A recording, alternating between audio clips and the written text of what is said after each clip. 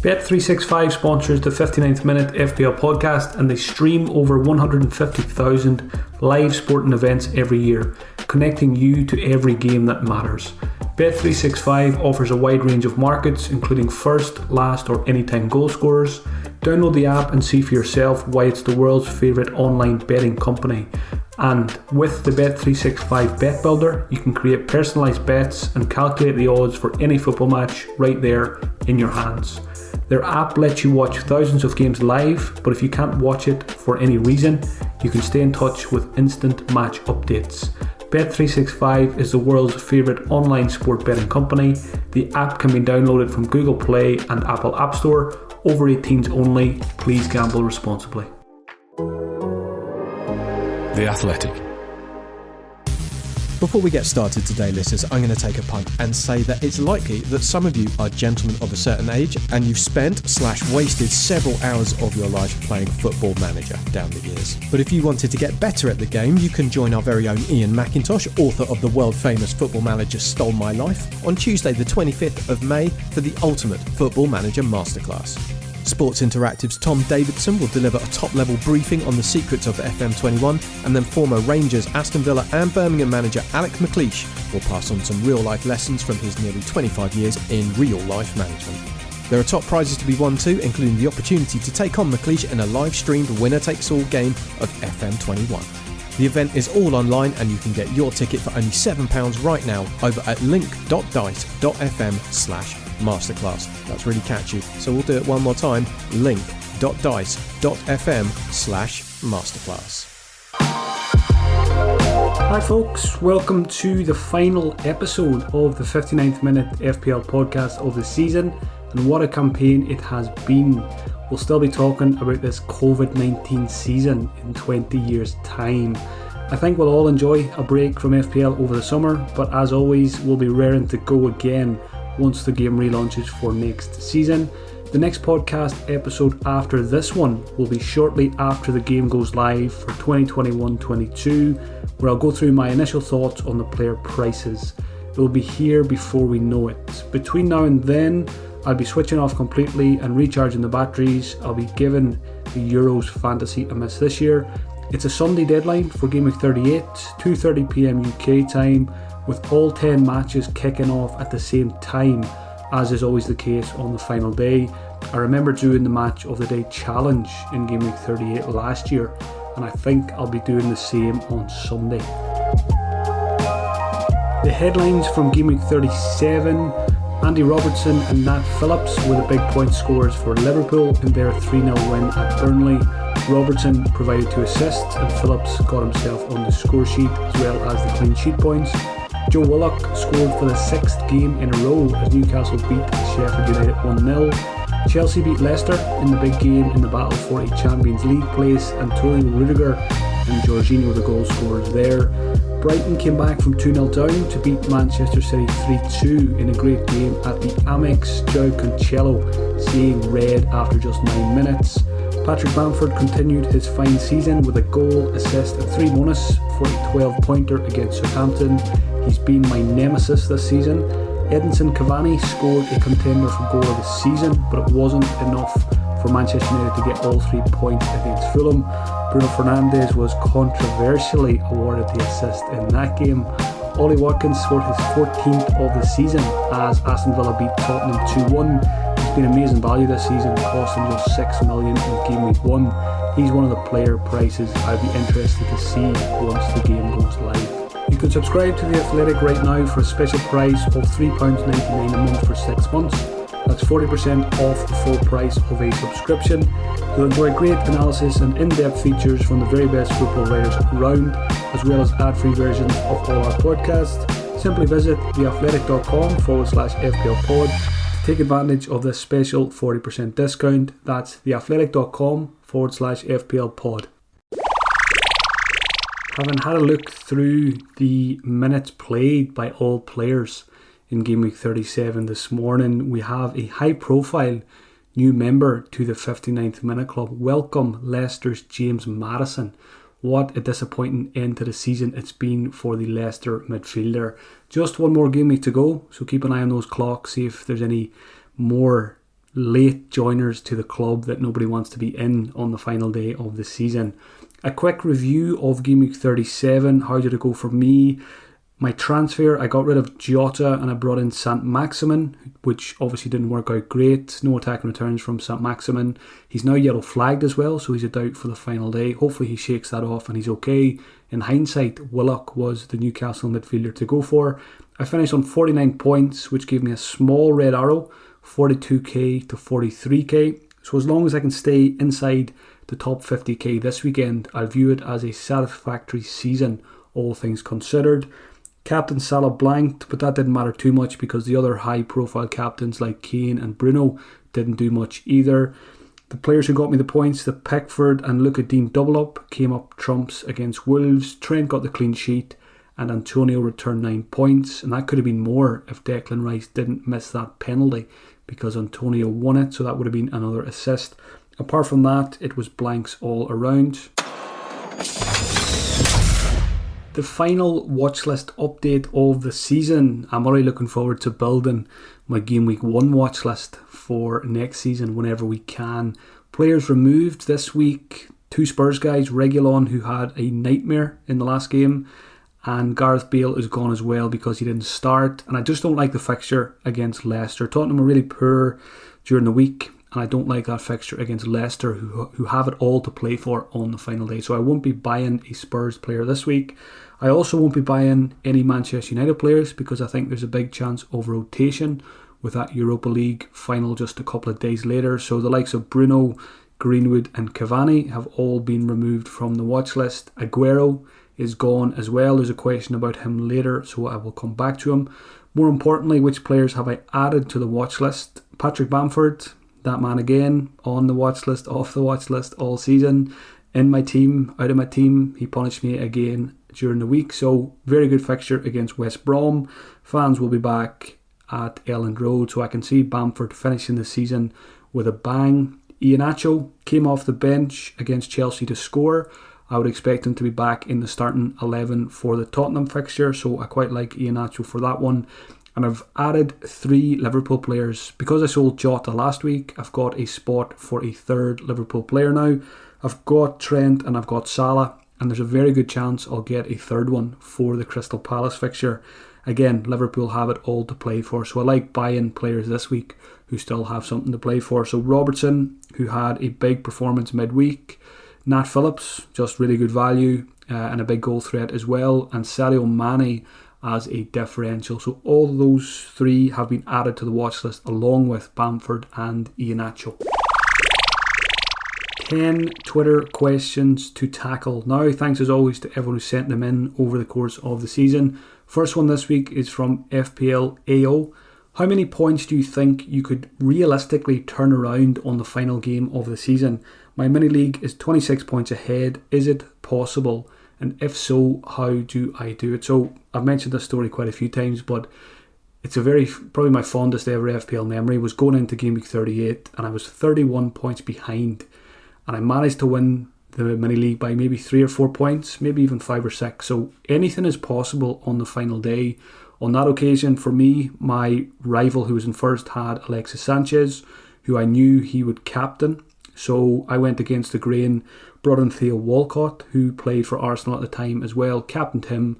Walcott scored a hat-trick, scored me 40 points as captain, and Alexis Sanchez didn't even get an assist in, I think it was a 5-0 win for Arsenal, or maybe it was 5-1. So when I'm thinking of this season, let's say you're in second place, you're 20 or 30 points behind. I think a good example is probably Liverpool. Let's say your rival in first has Salah, Trent, Robertson, or Salah maybe still has Jota and has Trent.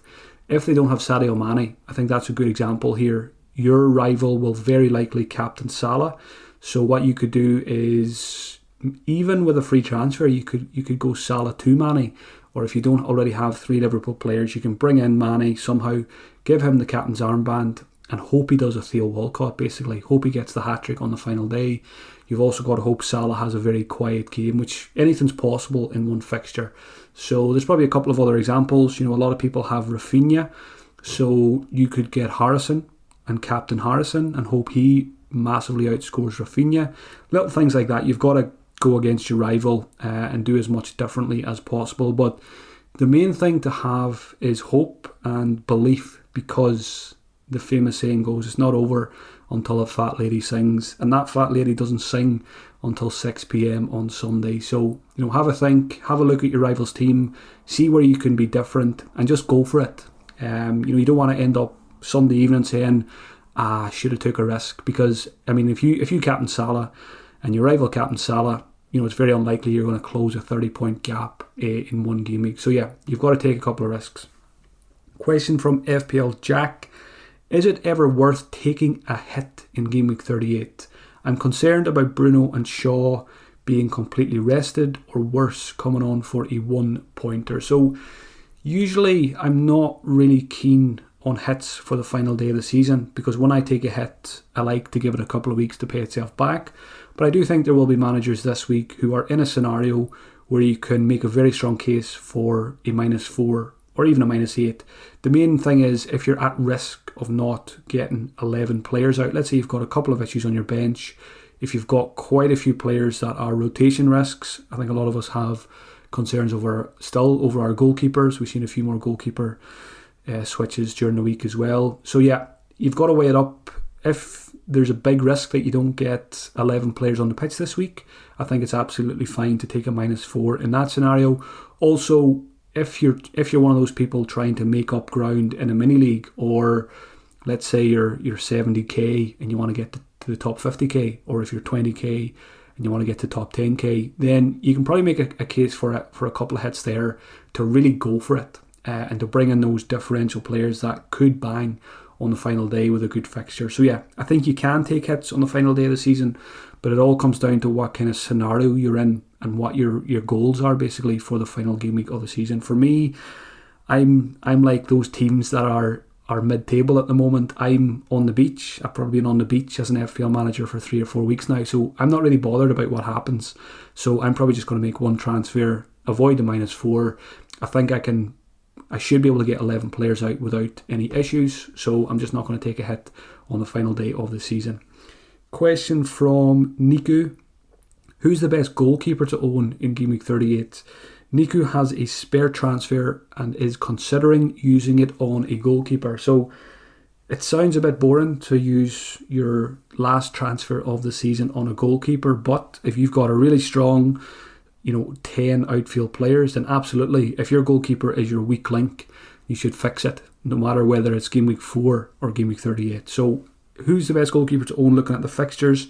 If cash is no issue and you don't already have 3 Liverpool, I think Alisson against Crystal Palace is a very good option. Obviously he's a goalkeeper / clinical striker now, so could get himself on the score sheet again. Or I quite like Kiko Casilla, the Leeds goalkeeper, as well, against West Brom. I was trying to find quotes there earlier before I start recording. I definitely read somewhere that Bielsa has said Casilla is going to be his goalkeeper for the remaining 2 games of the season. Now, I can't say that with 100% certainty because I couldn't find the quote when I went on Twitter. So if you're considering bringing in Kiko Casilla, go have a look at those, have a look for those quotes and just find it for yourself rather than taking my word for it. But from what I can remember seeing a couple of days ago, it looks like Casilla will be the Leeds goalkeeper again for that West Brom fixture. And I think there's a good chance of a clean sheet there because West Brom are down. Big Sam's on his way out, and Leeds have been very good defensively over the last couple of weeks as well. I think Casilla actually got a 9-pointer. I think he might have got a couple of bonus points during the week as well. So I like him or Alisson. They would be my top 2 goalkeeper picks for the final day. Question from Neil Byrne: Chris Wood as a bit of a differential for the game week. What are your thoughts? Absolutely like that. Chris Wood plays Sheffield United. He should have been on the score sheet again. He had a couple of very good chances midweek, so a bit unlucky there. He's just been one of the most informed strikers in the league over the past couple of months, and it would not surprise me to see him in the goals again against Sheffield United. Maybe not just one goal. I think there's potential there for Chris Wood to get a brace or maybe even more if Burnley put in a better performance than they did midweek. So yeah, I like Chris Wood a lot. I think if you have Chris Wood, you definitely keep him, and I think he's a pretty good transfer in this week as well. This This episode of the 59 Minute FPL podcast is sponsored by Naked Wines, and they have a fantastic offer for all our listeners. Right now you can get a special case of 12 wines worth £125 for just £50 and free delivery. That's a case of 12 wines worth £125 for just £50 and free delivery. Naked Wines do wine differently. Their wine comes from over 200 of the world's best independent winemakers who they fund directly. That funding allows the winemakers to be their own boss and make the wines they've always dreamed of. So go to nakedwines.com/athletic50 to take advantage of this great offer and support independent winemakers all over the world. That's nakedwines.com/athletic50. Next question is from Mark Lynch. Favourite differential captaincy punt for the last weekend? So a couple of names come to mind here. I mentioned Sadio Mane already. I always like him as a differential captain this season. His ownership has stayed really, really low. Missed another big chance midweek. But against Crystal Palace, again, if you're looking for a differential, I would be taking a punt on Mane and hoping that he outscores Salah. And you could even go both of them in your midfield this week. I think I like that as a differential as well. So Mane as a captain against Crystal Palace, I don't think will be popular, but I like it. And I fancy West Ham to get goals against Southampton as well. So Antonio is an obvious one as a differential captain. I think he'll be my vice captain. But I also like Lingard, who has been quiet for a while. Got his first attacking return in Gameweek 37 for a couple of weeks, and it wouldn't surprise me for Lingard to have one final say on FPL in the final game week. So I like Lingard as a differential captain against Southampton as well. Question from Henry. Considering Shaw probably won't play that final game, who are the prime replacements? So yeah, it's very worrying if we own Manchester United players. I've got Shaw. I'm probably going to keep him and hope for the best, but I expect them to be rested. I expect most of the big Man United players to be rested because there's only those 3 days between Game Week 38 and the European final. So, who are the prime replacements? Henry asks. Looking at my watch list, Stuart Dallas is an obvious one. He's around the same price as Shaw, so that's an easy switch if you don't have him. I like Cresswell and Kufal at West Ham. I like Cresswell more for the set pieces. He hit the post in the last game. Phillips at Liverpool, maybe if you're someone who is taking a -4 or if you've got 2 free transfers, Phillips is a great enabler. If you go Shaw to Phillips, frees up about 1.5 million that you can use elsewhere. And finally, I like Chelsea defenders as well against Aston Villa. Chelsea have to get a result in the hunt for the Champions League. So players like Chilwell, Rudiger, even someone like Thiago Silva, Reece James, there's always a slight concern over those guys, Azpilicueta, but you can probably pick out 1 or 2 of those guys that will definitely start. So I like that against Aston Villa as well. Personally, I'd probably be going for probably Dallas or Cresswell. Phillips is a very good option at Liverpool as well, but I just think Dallas and Cresswell much more attacking potential. Next question comes in from FPL Teacher.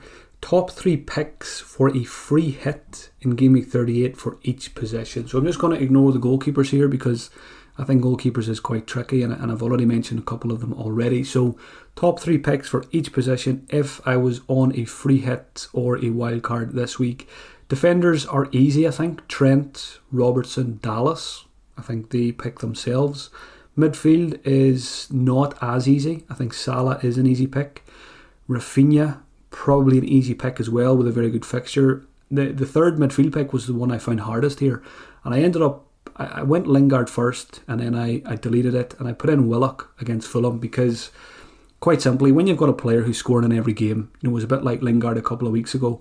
Willock has scored in his last 6 games. He'll be very, very confident going into that Fulham fixture, which is a very good fixture.